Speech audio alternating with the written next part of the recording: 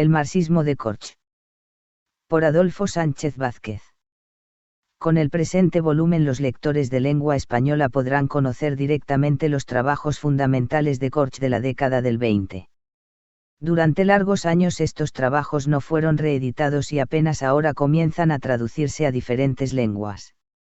Las razones de que la obra de Korch haya permanecido tanto tiempo relegada al olvido son fácilmente comprensibles y lo serán aún más para el lector a medida que se adentre en ella. Se encuentran, sobre todo, en la situación vivida por el pensamiento marxista a partir justamente de los inicios de la década del 30, es decir, de los años en que comienzan a tomar cuerpo las aberraciones teóricas y prácticas del estalinismo.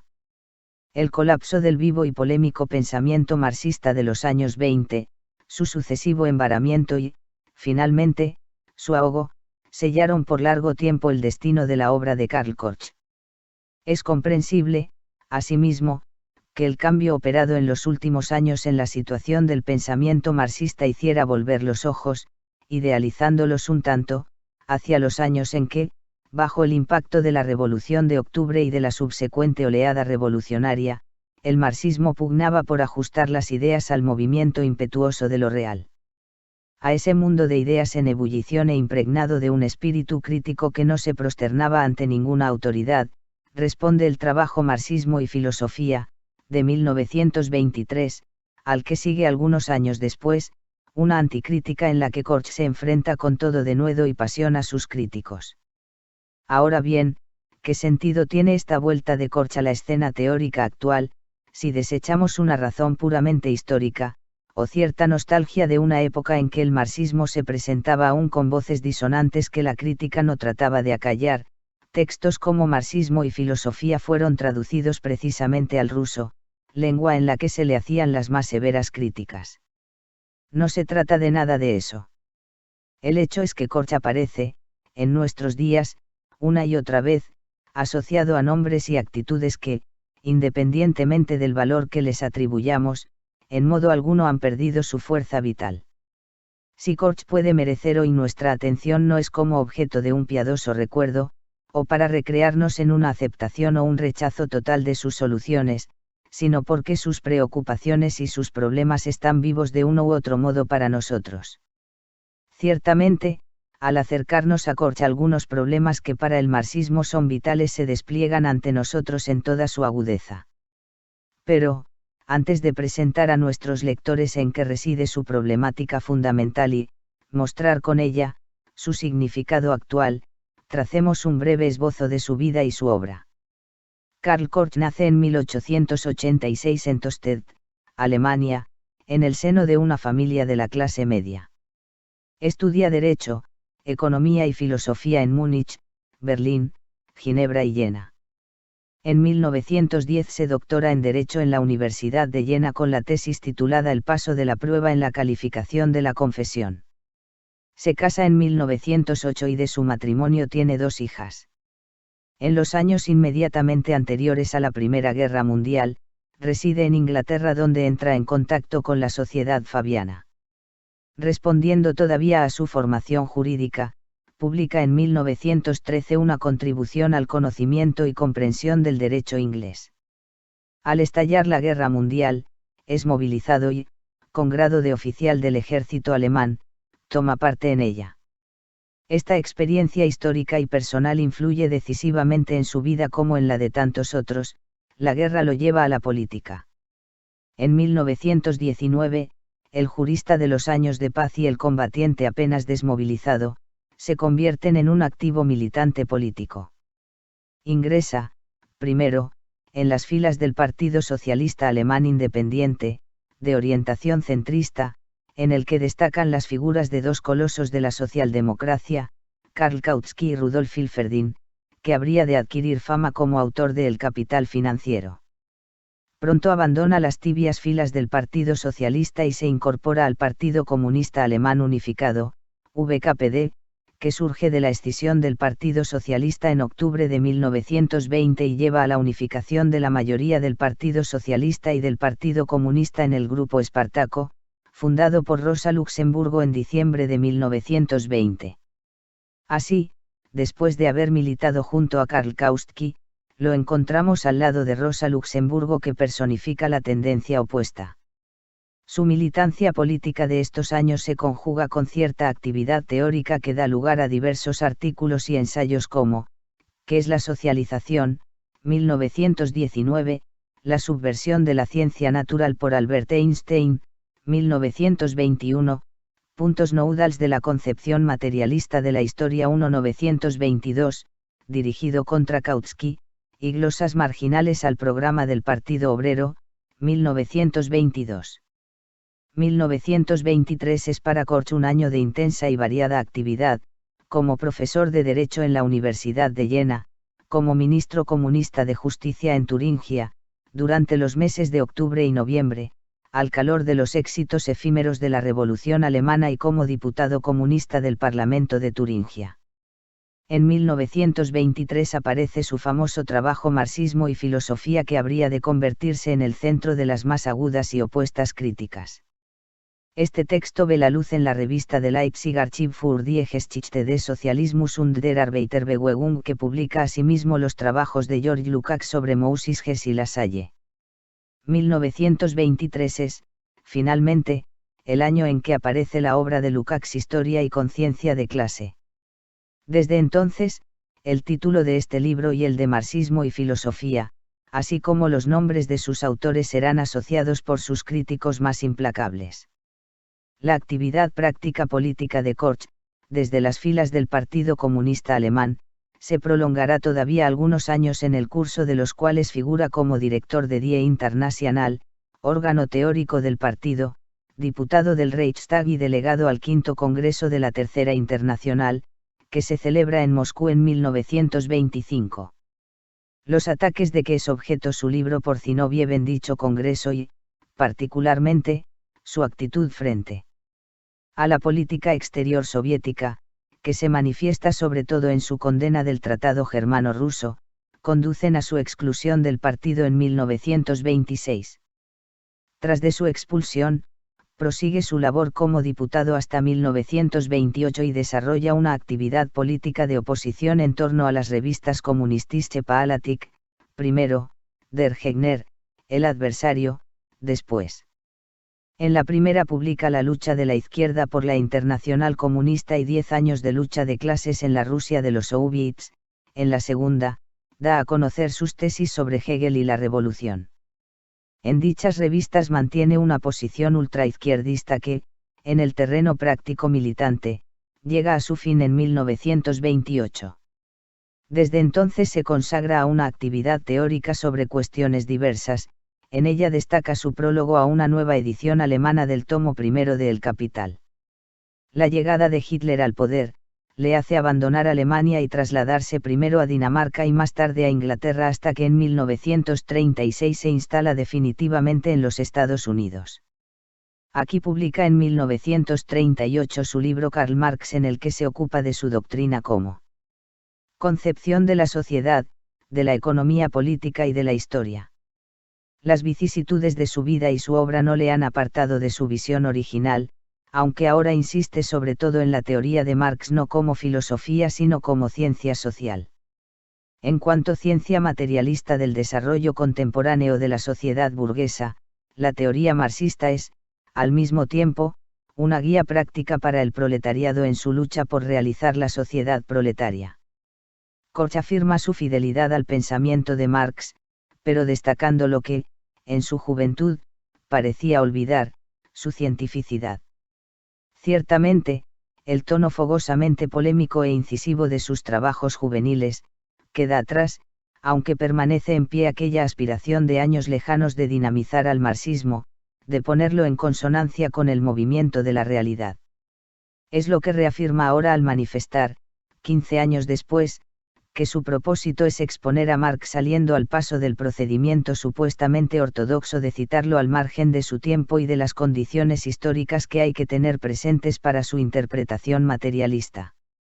En estos años de alejamiento de la patria, colabora en Living Marxism y otras revistas norteamericanas de izquierda, reviviendo en cierto modo las preocupaciones de antaño en sus artículos La ideología marxista en Rusia, el marxismo y la tarea actual de la lucha de clase del proletariado, la filosofía de Lenin y otros, pero también se interesa por una problemática que en el pasado le era ajena, la filosofía de la ciencia y la logística. Con este motivo, publica en colaboración con Kurt Lewin el texto Mathematical Constructs in Psychology and Sociology. En 1950, vuelve por breve tiempo a Europa para dar algunas conferencias en Alemania y Suiza que constituyen la última expresión de su actividad teórica, pues la práctica hace muchos años que quedó atrás. Al cerrarse el arco de su pensamiento, que queda de Karl Korsch, poco del que todavía 12 años antes, proclamaba la vitalidad de la teoría de Marx como ciencia social que guía la práctica, muy poco, casi nada, del Korsch que veía en los años 20 emerger vigorosa la teoría de Marx en medio de una pujante praxis revolucionaria. Conocemos el resumen de la conferencia suya pronunciada en Zúrich, publicado por Maximilien Rubal por primera vez en 1959 con el título de 10 tesis sobre el marxismo, hoy. Marx queda rebajado en importancia, al igualar con él en estatura a los que fueron sus rivales, Blanqui, Proudhon, Bakunin, etc., el intento de restablecer la función originaria del marxismo como teoría de la revolución social se le revela ahora como una utopía reaccionaria, etc. Los años de alejamiento del suelo donde vivió la praxis política, la desvinculación total de su teoría de esta, la subordinación del marxismo en su aplicación práctica a condiciones económicas y políticas inmaduras han acabado por arruinar en el plano teórico lo que, desde hacía ya largos años, en su vida real ya estaba arruinado. Sus tesis finales sobre el marxismo son el eco de un pensamiento ya en ruinas o las ruinas de un pensamiento. Los hitos fundamentales de la vida de Korsch presentan analogías sorprendentes con los de Lukács hasta el punto de que en una comparación nada forzada podría hablarse de vidas paralelas. Este paralelismo no solo se da en su actividad teórica al aparecer en 1923, año crucial para ambos, sendas obras, Historia y conciencia de clase, Marxismo y filosofía, que responden a preocupaciones comunes, salvar lo que ambos coinciden en considerar como el meollo originario de la doctrina de Marx. Se trata de un paralelismo en la vida real misma. En efecto, sacudidos por el tremendo impacto de la primera matanza mundial que los arranca de un quehacer primordialmente teórico, ambos encuentran la razón de sus vidas en la actividad práctica desde las filas del Partido Comunista.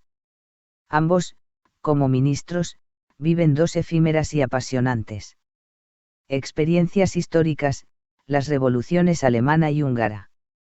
Deslumbrados por el empuje de una práctica revolucionaria a la ofensiva, ambos comparten posiciones ultraizquierdistas que se resisten a abandonar incluso cuando baja la marea de la revolución, y entran, por ello, en conflicto con los partidos en que militan. Hasta aquí el paralelismo. Después, al acercarse la década del 30, sus vidas se separan. Korsch, combatido por su ultraizquierdismo, acaba por ser excluido de las filas del partido.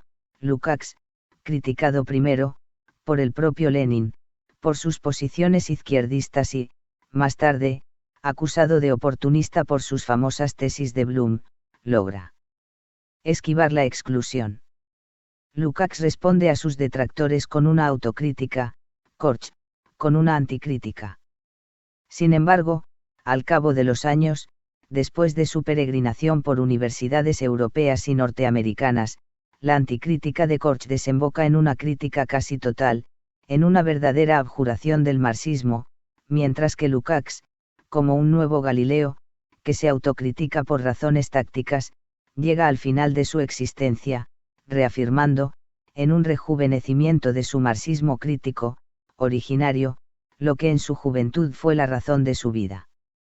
Las vidas paralelas se separan totalmente en el último tramo. Korsch muere calladamente, vacío de sí mismo, como el que muere en un valle olvidado. Lukács, el viejo Lukács golpeado durante tantos años por todos, muere pleno de sí, cargado aún de proyectos, discutido, sí, incluso con encono, pero entre el reconocimiento general salvo el de algunos pigmeos que aún empuñan la vara de la ortodoxia estalinista. Pero volvamos a Korsch, no al Korsch en ruinas de sus últimos años, sino al vivo, deslumbrante e incisivo de marxismo y filosofía. El problema central para Korch es el de fijar la verdadera relación del marxismo como filosofía y la realidad. Concebida originariamente como teoría de la revolución social, la doctrina de Marx se ha convertido, por obra de un marxismo ortodoxo, en una teoría pura que no conduce a ningún imperativo práctico, aunque sirva para salvar, en definitiva, una práctica reformista. Esta actitud implica una interpretación negativa de las relaciones entre marxismo y filosofía, es decir, una negación del contenido filosófico propio de la doctrina de Marx. En este terreno se encuentran los intelectuales burgueses y particularmente, los teóricos marxistas de la Segunda Internacional. El marxismo se reduce así a una teoría de la sociedad o a una crítica científica de diversos aspectos de la sociedad moderna burguesa que no desemboca necesariamente en una praxis revolucionaria. El marxismo, en su núcleo originario, es decir, como teoría de la revolución social, mantiene un nexo indisoluble entre la teoría y la práctica, pero los marxistas ortodoxos de la Segunda Internacional, al reducirlo a una crítica científica, destruyen ese nexo. Ahora bien, para Korch, su carácter filosófico y su naturaleza práctica revolucionaria son inseparables, como lo son la teoría y la práctica. De ahí que, a juicio suyo, el olvido del carácter revolucionario práctico, como lo olvida el reformismo, se exprese, a su vez, en el desprecio de los teóricos socialdemócratas por su contenido filosófico y, en general, en el olvido de los principios de la dialéctica. Así, pues, para Korch restablecer la relación interna entre la teoría y la praxis significa restablecer la verdadera relación entre el marxismo y la filosofía e, indisolublemente con ello, salvar la dialéctica. En el trabajo de Korch, de 1923, su crítica de la relación negativa de marxismo y filosofía y de la consecuente separación de teoría y praxis va dirigida fundamentalmente contra los marxistas ortodoxos de la socialdemocracia que mantienen, de acuerdo con esa desvinculación, una concepción científica positivista en el terreno de la teoría y una posición reformista, no revolucionaria, en la práctica. En cuanto a las posiciones de la Tercera Internacional, de una de cuyas secciones más importantes es todavía militante. Korch reconoce que Lenin, como teórico y práctico, ha recobrado la conciencia de la relación interna que el marxismo revolucionario establece entre la teoría y la praxis, conciencia visible particularmente en el posfacio a El Estado y la Revolución, escrito en vísperas de la experiencia revolucionaria de octubre de 1917. Sin embargo, aunque cautelosamente, apunta ya una crítica que solo desplegará a tambor batiente en su anticrítica, unos años después. La empresa de reavivir el marxismo original a que se entrega la Tercera Internacional y, de modo particular, Lenin, exige, después de la toma del poder político por el proletariado, el planteamiento de la cuestión fundamental, la cuestión que los teóricos de la socialdemocracia han resuelto negativamente, cuáles son las relaciones entre la filosofía y la revolución.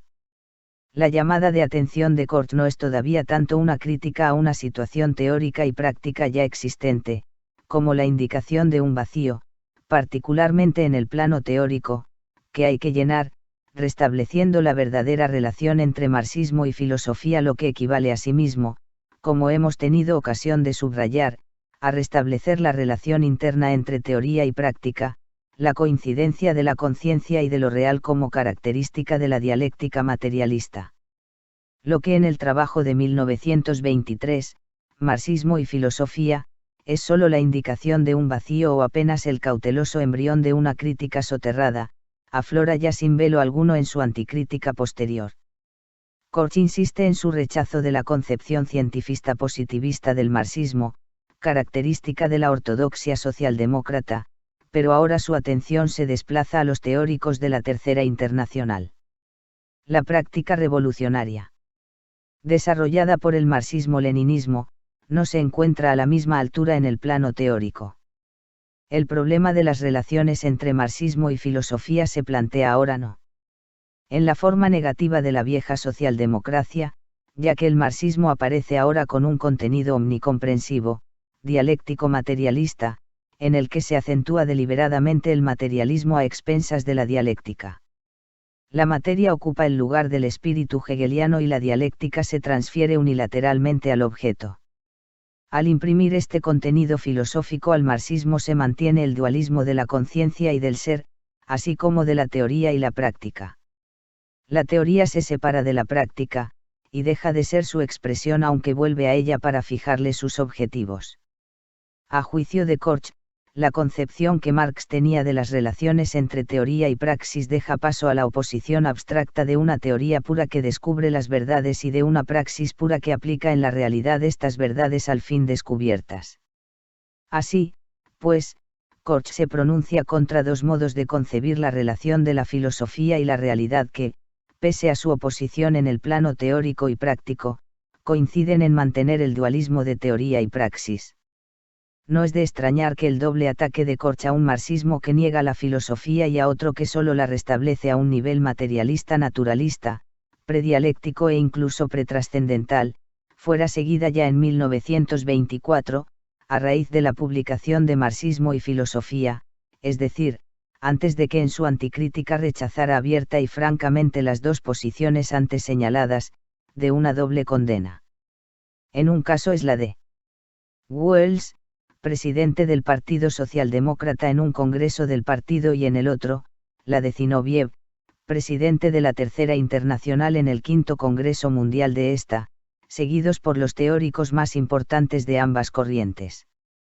Las críticas alcanzan asimismo a Lukács y a otros pensadores de Europa Central de aquel tiempo, como Fogarasi que, teniendo como punto de mira el manual de Bukharin la teoría del materialismo histórico, se habían enfrentado a una concepción cientifista, objetivista, materialista vulgar del marxismo.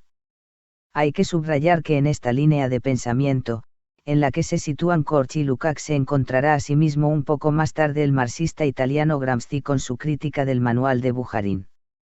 Pero en 1924 Lukács y Korch constituyen el blanco principal de los ataques. El 25 de julio de ese año Pravda los tacha de revisionistas e idealistas y les recuerda como postulados filosóficos fundamentales del marxismo la teoría del reflejo y la dialéctica de la naturaleza.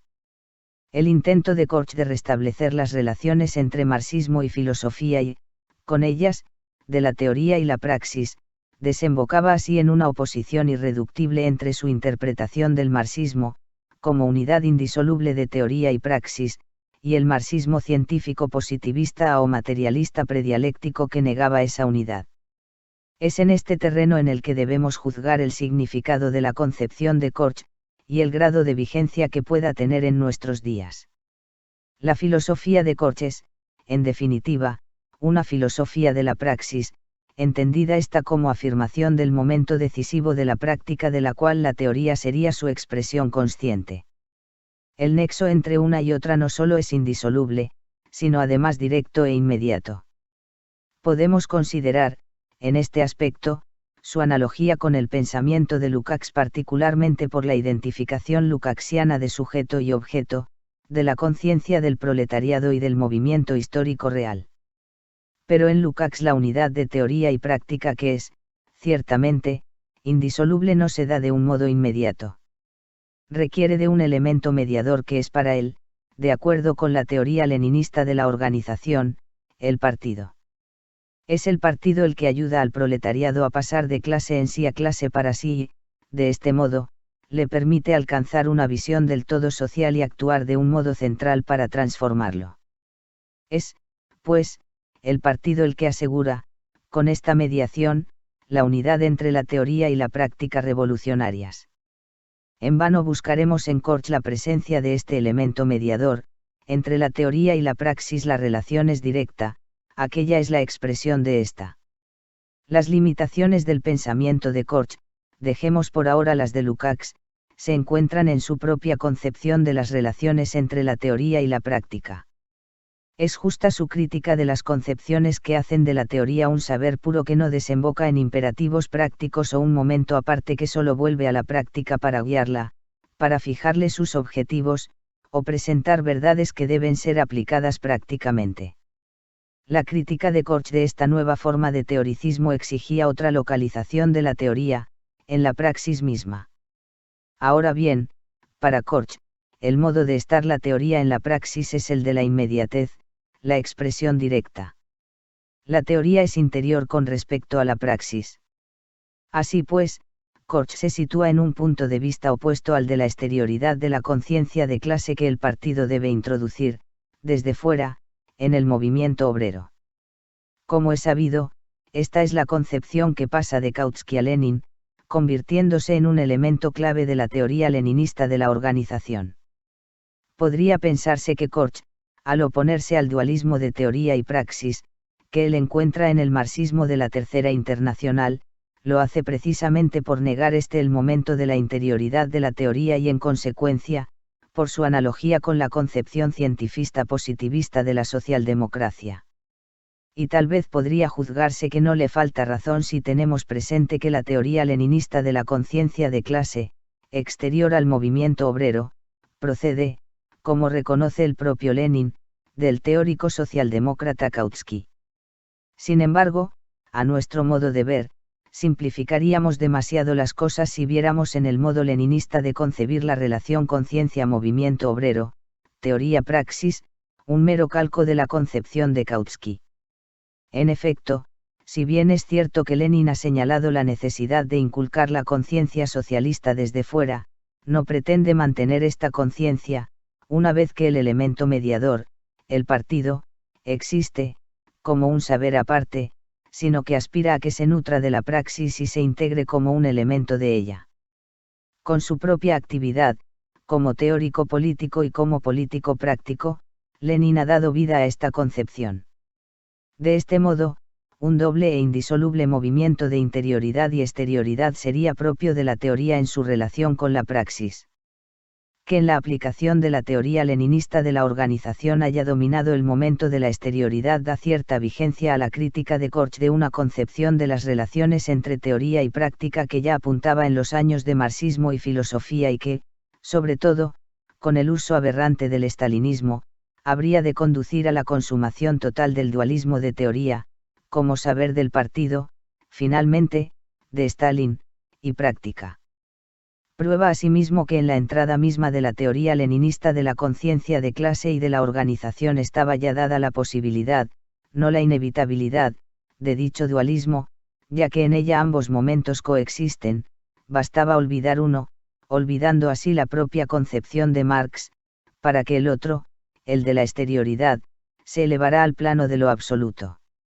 El recurso de Korch consiste, como ya hemos mostrado, en negar una doble pureza de la teoría, como crítica científica sin consecuencias prácticas, en un caso, como saber aparte y guía en otro, para afirmar en cambio su interioridad, su carácter expresivo. Con ello, la teoría pierde su pureza y se integra en la práctica como un elemento interno de ella.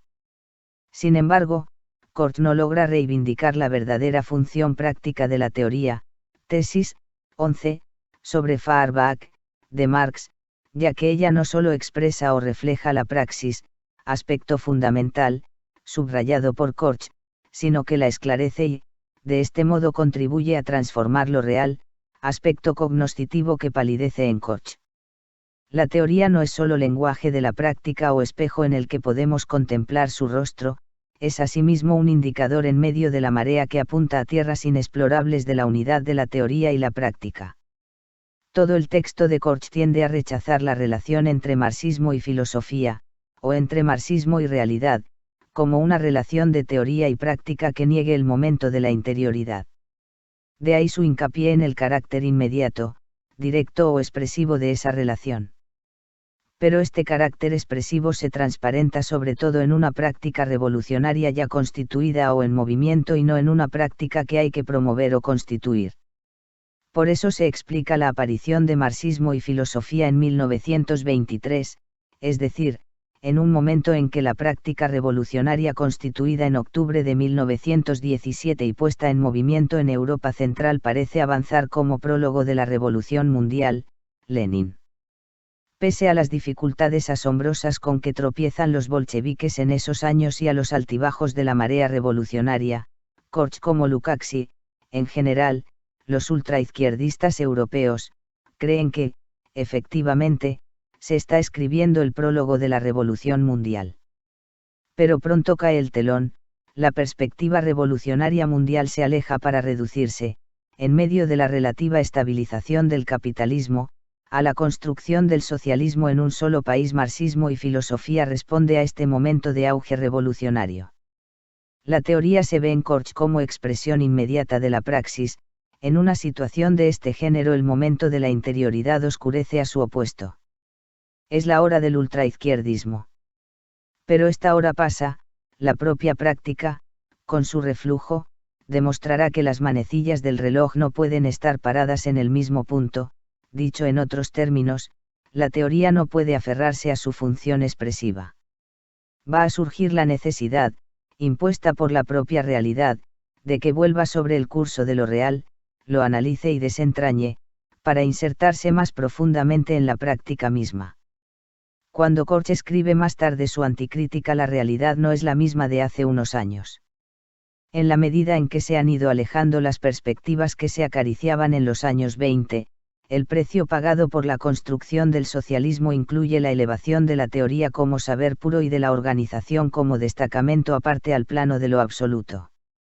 Es entonces cuando el marxismo de Korch revela su doble faz, su debilidad y su fuerza. Debilidad, porque, contra lo que él sostiene, la teoría no puede ser simplemente expresión directa, sino que tiene que destacarse de la praxis para volver a establecer una relación interna más profunda con ella. Fuerza, porque, de acuerdo con él, la teoría no puede ser, ciertamente, un saber puro ni la organización un destacamento aparte, aunque esta concepción de la pura exterioridad de la conciencia y del partido haya predominado teórica y prácticamente, sobre todo después de escribirse la anticrítica. Los textos de Korch no han perdido su validez en nuestros días, justamente porque en ellos se reafirman con trazos no menos vigorosos, su debilidad y su fuerza. Los límites con que tropezó su concepción hace 5 o 4 décadas son los mismos con que tropieza hoy, hacer de la teoría la expresión directa e inmediata de la práctica revolucionaria. Pero la crítica de Korch conserva, asimismo, su sentido y su acento, aunque ya estén lejanos los días del reformismo y positivismo de la vieja socialdemocracia, y aunque el estalinismo haya perdido la preeminencia que tuvo hasta hace unos años, su crítica vale como una advertencia constante contra toda tendencia a la exterioridad absoluta en las relaciones entre la teoría y la práctica, ya sea que ésta se presente en forma de una burocratización de las vanguardias o en las concepciones elitistas de un blanquismo reverdecido, ya sea que adopte la forma de un nuevo teoricismo u objetivismo cientifista que haga del marxismo una ciencia aparte y absoluta que a la práctica solo toca aplicar.